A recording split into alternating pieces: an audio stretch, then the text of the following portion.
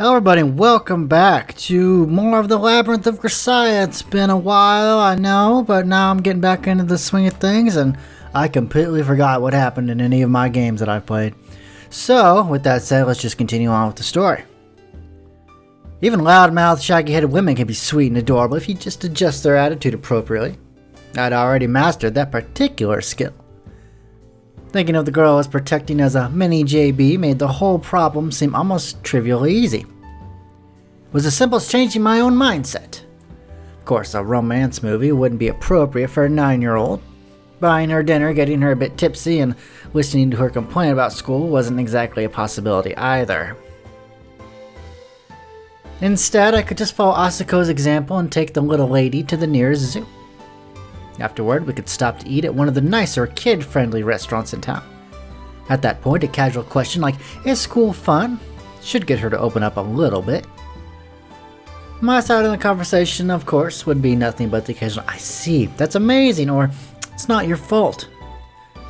At the very end, I'd just act sympathetic and give some vague advice like, "Why don't you start by trying to resolve their misunderstandings?" This would definitely work on JB, but will that apply for the mini JB subspecies as well? We're about to find out. Combining tricks as the situation dictates, you find your way to the correct answer. Sometimes you force your way there. When you're at a disadvantage, you flip it into an advantage. That's probably what it means to be flexible. Knowledge and experience you gain in one field can often be applied creatively in many others. When you view something you're bad at through the lens of something you're good at, even problems that seemed impossible sometimes melt away easily. I'd almost given up on life entirely once. Now I was starting to think I might be getting the hang of it. But before I could really savor that feeling, a certain phone call arrived. Hello? JB. Nice timing. Do you want a penguin or a polar bear for your souvenir? You're getting a penguin, regardless of the answer. What happened? Looks like the land of the rising sun needs Yuji once again. What happened? Oh no.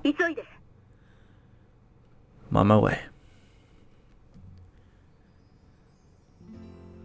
Clouds always follow sunshine. Always. The times when you think everything is going well are when you're in the greatest danger. The moment you let down your guard, the devil's hand reaches out for you. The moment I got that phone call, my mind went absolutely blank. I couldn't immediately process the things JB was telling me, and I don't remember exactly how I replied either. I've got to get back. There was nothing else in my mind. I had to get back as soon as I possibly could. That single thought swirled through my mind again and again. Asuko collapsed? There isn't much time. What was that supposed to mean? I don't even remember the way I got back to Japan after receiving the phone call from JB. I know I kept my cell phone clutched tightly in my hand the whole way. When I finally looked up after hours of staring at my feet, I found signs in Japanese around me, but the meaning of the characters didn't register. It almost felt like I was dreaming. Don't panic. Won't do anyone any good. You need to calm down. Oh, I glanced at my watch, but couldn't read the numbers on its face. Couldn't bring myself to care either. What did the time matter? Realizing that I could barely feel my feet touching the ground, I abruptly stopped walking and looked down at the screen of my cell phone, which I'd been holding for God knows how long. The notification light was flashing. I'd received 3 emails, all of them were from JB. The first was a simple summary of what happened to Asuko and the location of the hospital where she'd been admitted, with a street map attached. The second contained a timetable showing the quickest way for me to return to Japan, along with a simple certificate that granted me emergency permission to utilize military transport. The third message said that Asuko had been discharged from the hospital at her own insistence, and explained that her physical condition remained highly unstable. In other words, I need to head back to Yamanashi. Belatedly, the meaning of the words on my screen sank home. Looking up from my cell phone, I glanced around and hailed a nearby taxi, then gave the driver the name of the mountain where Asuko's cabin stood. I was aware Asuko had entered the reserve primarily because of her poor health, and I knew her illness was kind of vein thrombosis. The original cause was a capillary rupture she suffered in her youth when hit by a shot from a large caliber gun. Its after effects had grown progressively worse over the years. Looking back on it now, there were more than a few warning signs. In the middle of cooking something, her hands would go numb and she'd drop a knife to the floor. Sometimes she'd look me right in the face but struggle to remember my name for a moment. Her right eye slowly lost its vision until eventually it couldn't even tell darkness from light. Once or twice she broke down sobbing after a few drinks and I had to carry her to bed.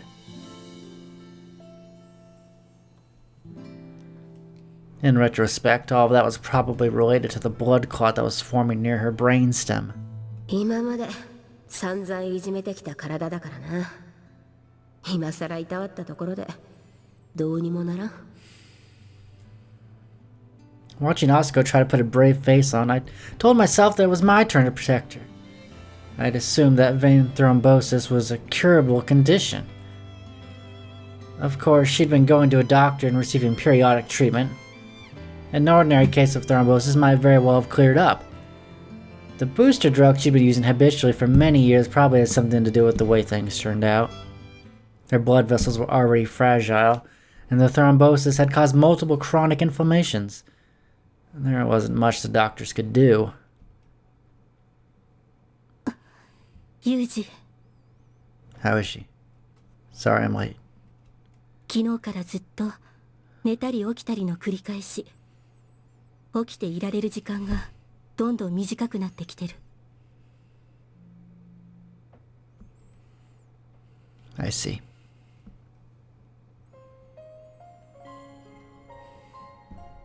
This cabin had been our den for a long time. Over the years, Asuko and I had ingrained it with our sense. Whenever I returned, she'd been waiting here to welcome me back with a smile, but now the place seemed oddly empty and cold.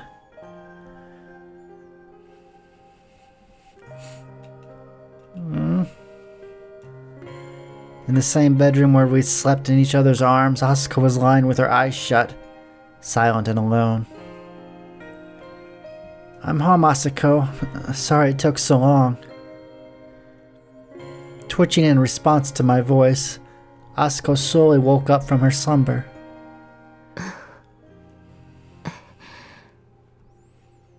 She stared up at me, barely holding her eyes open, and extended her hand without a word. I silently took it in mine, following her example. Asuko's hand was much colder than I'd imagined it would be. It didn't belong to the woman I'd known. This hand had wrapped itself around mine when I was young, but it felt so very small now. おかえり、ユージ。Asuko's voice was slightly raspy. The sound of it filled my chest with an inexpressible sadness. The woman I'd known didn't have such a weak voice. She was a force of nature, a human tornado, a superwoman. Hey, Asuko. Are you going to die? There's nothing they can do? 何年も前からこうなることは分かってたんだ。I can't do anything? お前にはお前のやるべきことがあるだろ。Who cares about that crap? Weren't you going to decide the meaning of life for me? すまんな、ユージ。生き方を教えてやるなんて大それたことを口にしておきながら、結局は日の当たらない仕事の手腕を仕込むだけで精一杯だった。 What are you saying? I'm still just a stupid kid. No good at anything I try. Didn't you tell me I've got a hell of a long way to go? Don't go dying on me now, damn it.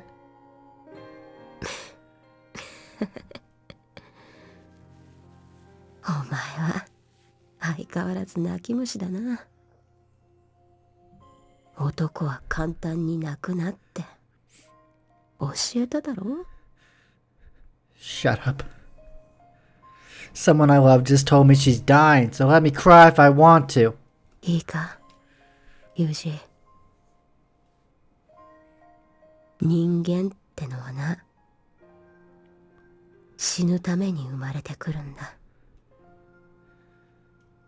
形のあるものはいつか壊れて、生きてるものは生まれてきた意味なんてのは死ぬ時に初めてわかるもんだ。今まで散々お前に偉そうなことを言ってきた私だけどな。私だって生きる意味なんて分かっちゃいなかったし、それでも今はなんとなくだけど、軍人として生きてきた私には軍人らしい最後が必要で、仕方のないことだと言い訳をしては何人も敵を殺して何人もの仲間を助けた。おまけにユージ、お前を死なせずに済んだんだ。私はもう十分に生きた。 Don't be so damn そうだ irresponsible. ろ。 I'm only here because you saved me. And now you want to leave me on my own? Listen, Asako. If you can't pull the trigger anymore, I'll do it for you. I'd do anything for you. Alright? You're the only thing I have left. What am I supposed to do with my life if you're gone? My whole life was just one betrayal after another, but at the end, I decided to trust you, to live for you. You were my goal, the one thing that kept me going. You can't just disappear on me. もういいんだ。もうお前は自分のために生きてもいいんだ。今のお前なら何だってできる。失敗したって何度でも立ち上がれる。 You don't understand. 私はお前をそういう男に育てたつもりだ。 You don't understand. I could do anything because I had you. I could endure anything. I knew I had a home waiting for me. That's why I never gave up, no matter how bad things got. And now... Well, what am I supposed to do now? Please, Asako. Don't die. Am I just gonna stand here and lose someone else I love? What's the point of a future without you anyway? これからの人生でそれを見つけりゃいいんだよ。もっとあがけ。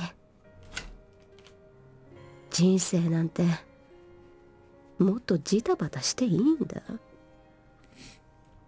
楽に生きようとするな。 You're the one to talk. Don't just give up, damn it. Makes your lectures a lot less convincing. お前と一緒にするな。私はな、死ぬことを許されたんだよ。軍人ってやつはな、出撃した初日にぽっくりと落ちんじまうやつもいれば、どんなに過酷な戦場に放り込まれてもしぶとく生きて戻るやつもいる。その二つの違いはな、お前はもういい、よく頑張ったと死を許されるやつ、そしてお前にはまだやることが残っていると死を許してもらえないやつの違いだ。私は許されたんだよ。わかるか、ユージ。What the hell's that supposed to mean? Who gave you permission? God? さあな、多分そうなんじゃねえか。 That old asshole. Give me his address and social security number. I'll blow his brains out from 2,000 meters. バカだなお前は。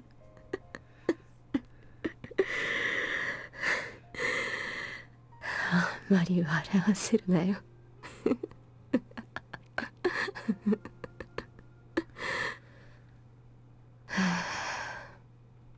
ユージ、今何時だ？ It's 4:13 in the afternoon. そっか。今日は星が綺麗だな。They always are up here. Yeah. They're beautiful. お前が私のところに来てしばらく経ったある日、お前は夜中にベッドを抜け出してこんな夜空を見上げてたよな。Yeah. あの時お前何を考えてたんだ？ I don't remember. だろうな。そう言うと思ってたよ。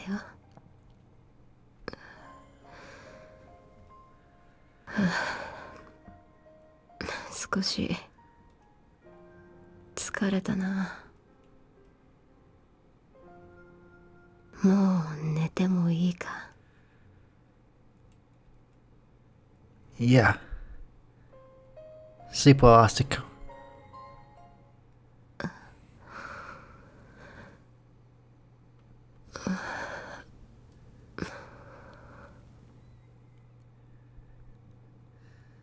I watched as Asako fell quietly and peacefully into sleep.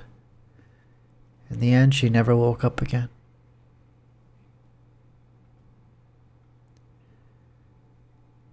Strangely enough, I didn't cry.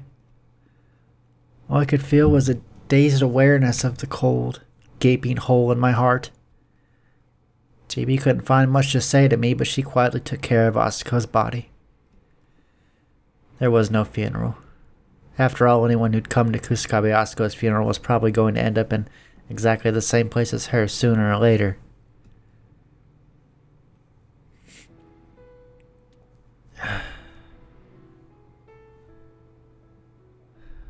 Well, I think that's going to be it for this episode, guys. It's quite emotional, so I think I'm going to end it off here, and I'll see you in the next one. Have a good day. God bless.